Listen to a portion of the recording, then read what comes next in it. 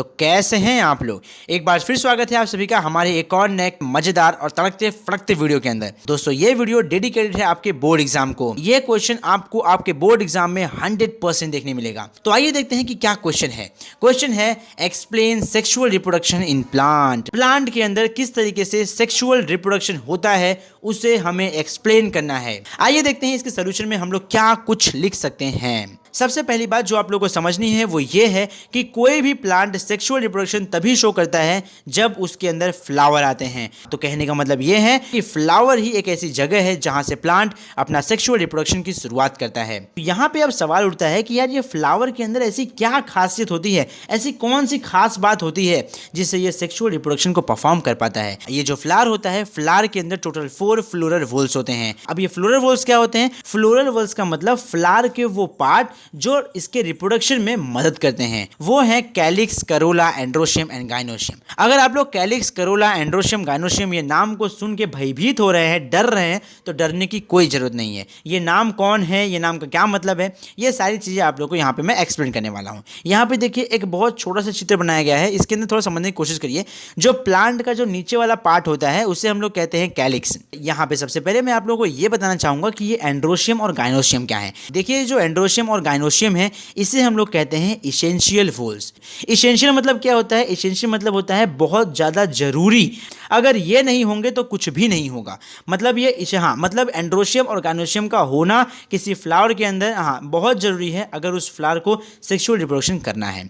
दूसरा, ये जो कैलिक्स और करोला है इसे हम लोग कहते हैं एसेसरी वॉल। एसेसरी वॉल का मतलब होता है कि ये ऐसे ऑर्गेनिज्म हैं, ये इस फ्लावर के ऐसे पार्ट हैं जो इसेंशियल वॉल को सपोर्ट करने वाले हैं। मतलब ये एंड्रोशियम और गाइनोशियम को अपना कार्य संपन्न होने में मदद करने वाले हैं, हेल्प करने वाले हैं। अगर आप लोग को नहीं पता कि ये कैलिक्स क्या होता है, ये करोला क्या होता है, तो सुनिए। देखिए कभी आपने फूल देखा होगा, फूल एकदम से तो फूल नहीं बनता है, पहले फूल बनता है कली, छोटी कच्ची कली। जब फूल कच्ची कली होता है तो उस समय पे कैलिक्स ही वो सोल्जर होता है जो फूल को चारों तरफ से ढक के रखता है। ये जो कैलिक्स होता है इसका कलर होता है हरा हरा, और हरा होने की वजह से इसके अंदर होता है क्लोरोफिल पिगमेंट, और क्लोरोफिल पिगमेंट होने की वजह से ये करता है फोटोसिंथेसिस, जिससे ये हमारे फ्लावर को एनर्जी प्रोवाइड करता है और साथ ही साथ में ये हमारे फ्लावर को प्रोटेक्ट भी करता है। उसके बाद बात करते हैं करोला क्या होता है। आपने देखा होगा कोई भी फ्लावर होता है वो रंग बिरंगा होता है, कोई गुलाबी होता है, कोई लाल होता है, कोई पीला होता है। ये जो रंग बिरंगी पंखुड़ियां होती हैं इसे ही हम लोग कहते हैं करोला। इसका क्या काम होता है? इसका काम होता है लोगों को, इंसेक्ट को, कीड़ों को अपनी तरफ आकर्षित करना, अपनी तरफ अट्रैक्ट करना।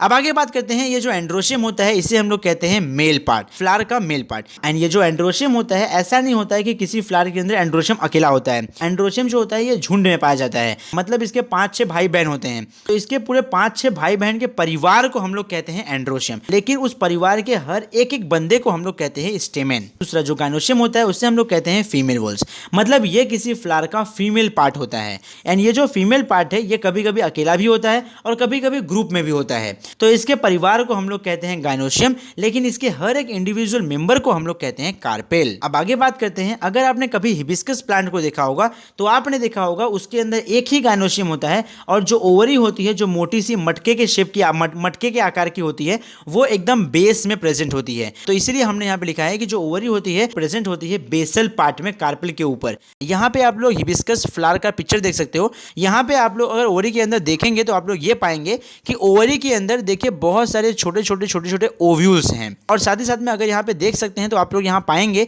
कि ओवरी के ऊपर देखिए एक खोखला सा स्ट्रक्चर बना हुआ है, उसे कहते हैं स्टाइल। तो जो स्टाइल है वो कैसा है? एकदम खोखला है, एकदम हॉलो है।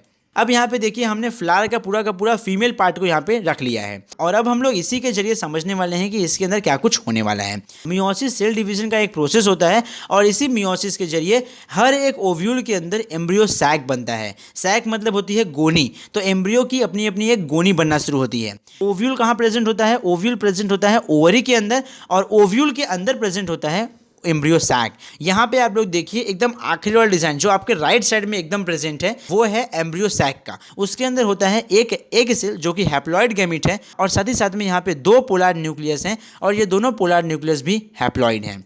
तो ये तो बेसिक बातें हो गई। अब स्टार्ट करते हैं फर्टिलाइजेशन का प्रोसेस। अब जोर से हवाएं चलती हैं और प्यार मोहब्बत का समय आता है और फूल को लगता है कि अब हमें एक साथ हो जाना चाहिए। और अब ऐसे केस में क्या होता है, ऐसे केस में जो फ्लावर के अंदर जो मेल पार्ट है जो कि एंड्रोशियम है, एंड्रोशियम के पास दो कंपोनेंट होते हैं, एक होता है एंथर, एक होता है फिलामेंट। तो इसके एंथर में बनते हैं पोलन ग्रेन, जो हथौड़ी के शेप का होता है एंथर, उस एंथर के अंदर बनते हैं पोलन ग्रेन।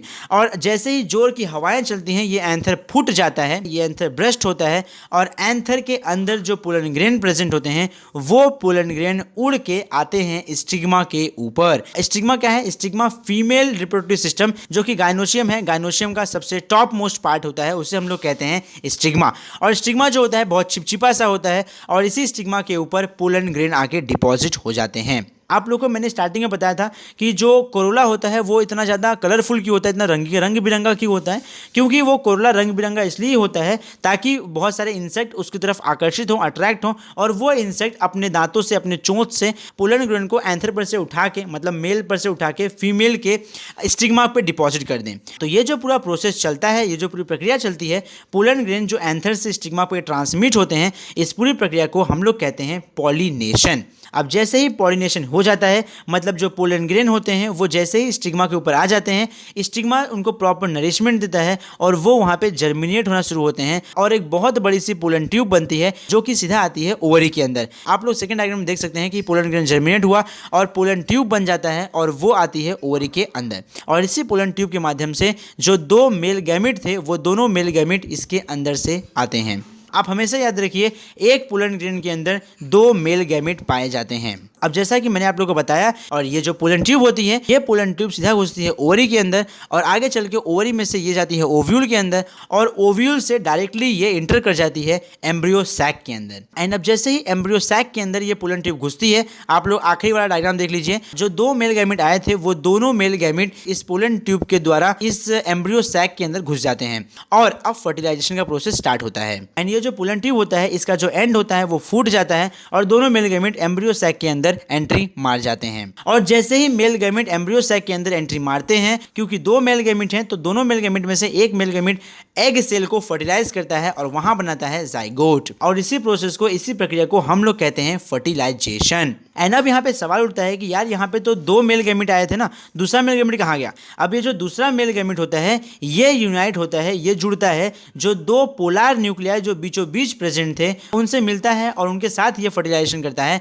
और ये बनाता है एंडोस्पर्म। पहले वाले मेल गैमेट का फर्टिलाइजेशन होता है एग के साथ में तो वहां बनता है जाइगोट, और जब दूसरे वाले मेल गैमेट का फर्टिलाइजेशन होता है दो पोलर न्यूक्लियाई के साथ में तो वहां बनता है एंडोस्पर्म। क्योंकि यहाँ पे दो बार फर्टिलाइजेशन होता है इसीलिए इसे कहते हैं डबल फर्टिलाइजेशन। अब एक बार फर्टिलाइजेशन हो जाने के बाद जो ओवरी होती है, जो मटके की शेप वाली होती है, जो सबसे नीचे प्रेजेंट थी, वो कन्वर्ट हो जाती है फ्रूट में। एंड जो ओव्यूल था जिसके अंदर ये एम्ब्रियो सैक प्रेजेंट था वो ओव्यूल कन्वर्ट हो जाता है सीड के अंदर। अब क्योंकि हमारा फ्रूट तैयार हो चुका है तो हम लोग क्या करेंगे, सबसे पहले फ्रूट को लेंगे और खाना शुरू कर देंगे और हम लोग फ्रूट को खा लेंगे और फ्रूट को खाने के बाद जो उसका सीड होगा उसको हम लोग क्या करेंगे, उसको सॉइल में ऐसे ही फेंक देंगे। अब जो सीड हमने सॉइल में फेंका हुआ है वो सीड उस सॉइल के अंदर जैसे उसे फेवरेबल कंडीशन मिलेगी, यानी कि अच्छी कंडीशन, अनुकूल कंडीशन मिलेगी, वो उस सॉइल के अंदर जर्मिनेट होना शुरू होगा। तो यहाँ पे सवाल उठता है कि यार ये जो सीड होगा, इस सीड के अंदर से जो अंकुर होता है, यानी कि जो इसका बर्ड फॉर्म होता है, वो उस सीड के अंदर से बाहर कैसे निकलता है और कैसे वो ग्रो करता है। तो यहाँ पे आप लोग को एक बात समझ लेनी है कि ये जो हमारा सीड होता है, क्योंकि इस सीड के साथ डबल फर्टिलाइजेशन हुआ है, मतलब इसके अंदर जब मेल गैमेट पोलर न्यूक्लियाई के साथ रिएक्शन करा था तो वहां बनता है एंडोस्पर्म। एंड वो ही एंडोस्पर्म हमारे सीड को इनिशियली उसके छोटे कंडीशन में, उसके बर्ड कंडीशन में उसे प्रोटीन और एनर्जी को प्रोवाइड करता है, जिससे उसका स्टार्टिंग का नरिशमेंट होता है। एंड धीरे धीरे जैसे ही उस सीड की जड़ें निकल आती हैं, वो जड़ें सॉइल में घुस जाती हैं एंड फिर वो सॉइल से नरिशमेंट, विटामिन और वाटर को एब्जॉर्ब करना स्टार्ट करता है, फिर उसको एंडोस्पर्म का जरूरत नहीं होता है। अब जैसे ही एंडोस्पर्म काम हो जाता है, एंडोस्पर्म उस पेड़ को छोड़ के चले जाता है। तो कुछ इस प्रकार से प्लांट के अंदर हमें सेक्सुअल रिप्रोडक्शन देखने को मिलता है। एंड आई होप गाइस कि आप लोग को इस क्वेश्चन का पूरा आंसर समझ में आ गया रहेगा। अगर आप लोग को कोई तकलीफ है, कोई डाउट है, कोई सजेशन है तो आप लोग हमें कमेंट बॉक्स में कमेंट करके बता सकते हैं। आपके सभी क्वेश्चन का जवाब हम शीघ्र, अति शीघ्र देने की कोशिश करेंगे। एंड यहाँ पे आप लोग को एग्जाम में कौन सा डायग्राम बनाना है, एक बार आप लोग उसके ऊपर ध्यान दीजिए। और बिना डायग्राम बनाए कोई भी नहीं आएगा। यहाँ पे कंपल्सरी है, जरूरी है, सबको डायग्राम बनाना है। अगर तुम बिना डायग्राम के आते हो तो तुमसे बड़ा मूर्ख कोई नहीं है, क्योंकि यहाँ तुम्हें सारी चीज़ें एक्सप्लेन करनी है, सारी चीज़ें तुम्हें बतानी है अच्छे से। तो तो यहाँ पे देखिए जो डायग्राम आपके स्क्रीन पे है ये काफ़ी सिंपल सोबर डायग्राम है, आप लोग इसे आराम से बना सकते हैं। अब इसको देखने से आप लोग सीधा एग्जाम में बना नहीं लेंगे, पहले आप लोग इसकी प्रैक्टिस कीजिए 10-15 बार बना के, उसके बाद ही आपका हाथ फ्री हो जाएगा और आप लोग बना लेंगे। उसके बाद यहाँ पे कुछ नाम है जो मैं आप लोग को याद करवा देता हूँ। यहाँ पे देखिए राइट साइड में कोने में एक सेल को सपोर्ट करने के लिए उसके आजू और बाजू में 2 सेल है, इन सेल को हम लोग कहते हैं सिनर्जिड।